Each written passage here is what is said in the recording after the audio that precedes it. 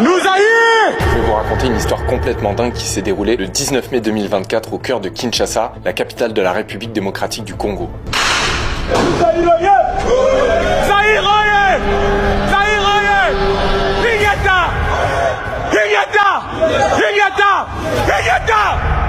L'homme que vous venez d'entendre sur cette vidéo, c'est Christian Malanga, un Congolais de 41 ans naturalisé américain qui voulait renverser par la force le président actuel de la RDC, Félix Tshisekedi. Félix, you out!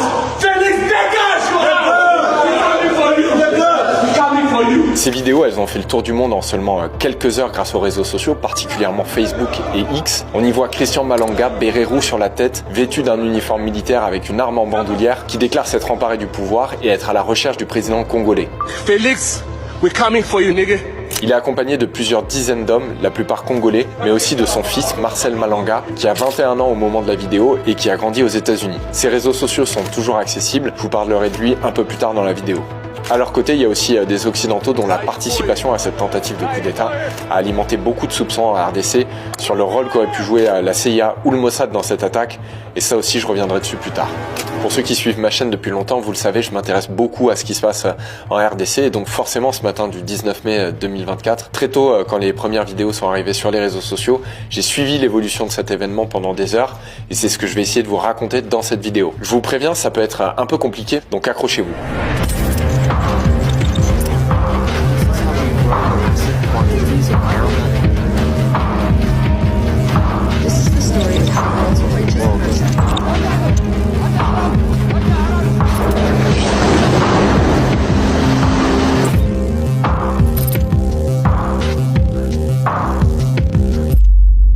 Avant de commencer la chronologie de l'attaque, il faut d'abord que je vous explique un peu qui est Christian Malanga. Et vous allez le voir, rien qu'avec son histoire, je pense qu'il y a beaucoup de choses qui permettent de comprendre comment il a pu se dire qu'il allait renverser le pouvoir dans un des plus grands pays d'Afrique avec seulement une poignée d'hommes.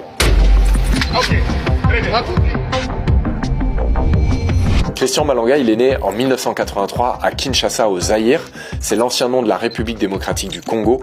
Il n'y vivra pas longtemps parce que sa famille quitte le pays d'abord pour l'Afrique du Sud, puis en 1993, ils obtiennent le statut de réfugié politique au Swaziland et enfin le droit d'asile aux États-Unis en 1998. Christian Malanga a 15 ans et c'est à Salt Lake City dans l'Utah qu'il va finir son adolescence. En 2001, à seulement 18 ans, il a ses premiers problèmes avec la justice américaine. Il est d'abord arrêté pour une agression avec arme à feu qui aboutit à une peine de 30 jours de prison et à 3 ans de mise en liberté surveillée. La même année, il est aussi accusé de violences domestiques, puis de coups et blessures, et enfin de troubles à l'ordre public. Donc c'était un profil assez compliqué très jeune, et d'ailleurs ça va être comme ça pendant plusieurs années où il aura affaire à la police